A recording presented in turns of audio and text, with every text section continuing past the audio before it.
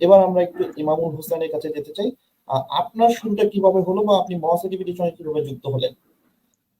আমার মহাচারীর সাথে যুক্ত আমি আছি আচ্ছা, 1 বছর ধরে আপনাদের ভিডিও দেখি। জি জি। 1 বছর ধরে ভিডিও দেখি, ভর্তি হব করে ভর্তি হতে পারি না। এরপরে একদিনকে আপনার করলাম যে এই করে তো আর চলতেছে না, কতদিন কেটে যাবে, ভর্তি তো হতে হবে। সাহস করে ভর্তি হয়ে গেলাম, স্যারের কাছে নক দিলাম। নক দেওয়ার পরে স্যার বললো যে ঠিক আছে তুমি ভর্তি হয়ে যাও। পরবর্তীতে আমি 2500 টাকাতে ভর্তি হয়েছিলাম। স্যারে 2000 টাকা দিছিলাম, আর পরে যে ইনকাম করে 500 টাকা দিছিলাম স্যারে। ইনকাম করে 500 টাকা দিচ্ছিলেন? ইনকাম করে দিছি।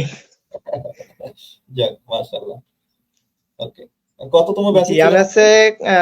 ইন্টার সেকেন্ড ইয়ারে পড়ি। আচ্ছা, আমি 37তম ব্যাচে। 37তম ব্যাচ। এখন ইন্টারমিডিয়েটে পড়ছেন। কোন কলেজে? জি,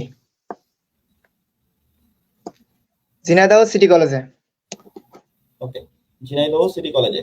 সো আমাদের সঙ্গে আজকে দুজন শিক্ষার্থী জয়েন হয়েছেন, একজন ইন্টারমিডিয়েটে পড়ছে এবং আরেকজন ক্লাস 9-এ পড়ছেন। সো এই যে ওনারা শিক্ষার্থী, পড়াশোনার পাশাপাশি ফ্রিল্যান্সিং শুরু করেছেন। সো আপনারা কেন ফ্রিল্যান্সিংটা শুরু করলেন? আমি যদি বলি যে আপনি কেন ফ্রিল্যান্সিংটা শুরু করলেন? আপনার যারা বন্ধু বান্ধব বা অনেকেই তো আছে যে এই বয়সে আমরা সাধারণত পড়াশোনা নিয়ে থাকি বা বন্ধু বান্ধব নিয়ে আড্ডা ঘোরাফেরা এইসব করি, বাট আপনি ফ্রিল্যান্সিং এ কেন আসলেন?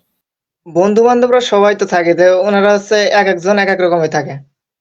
হুম যে কেউ থাকে অন্য এক এক চিন্তার ভাবনা থাকে, আর আমার মূলত ফার্স্টের থেকেই আমার যখন বয়স 10 বছর তখন থেকে আমি এই ফোন সম্পর্কে আউট নলেজ বেশি আমার।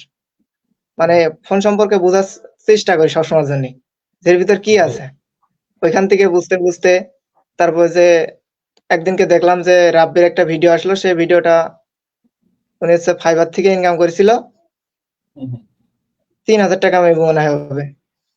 ওইখান থেকে আমার সাহস হলো যে এতটুকু একটা ছেলে পারতেছে আর আমি করতে পারবো না। ওইখান থেকে আস্তে জি। আস্তে আপনাদের ভিডিওগুলো দেখি। ভিডিওগুলো দেখতে দেখতে ওইখান থেকে একটা ধারণা চলে আসে আমার ভিতরে। হুম হুম ভিডিও দেখি, প্র্যাকটিস করি নিজে নিজে। ওইখান থেকে একটা ধারণা চলে আসে, তারপরে ভাবলাম যে হ্যাঁ আমি পারবো। এর পরবর্তীতে আমি ওখানে ভর্তি হলাম।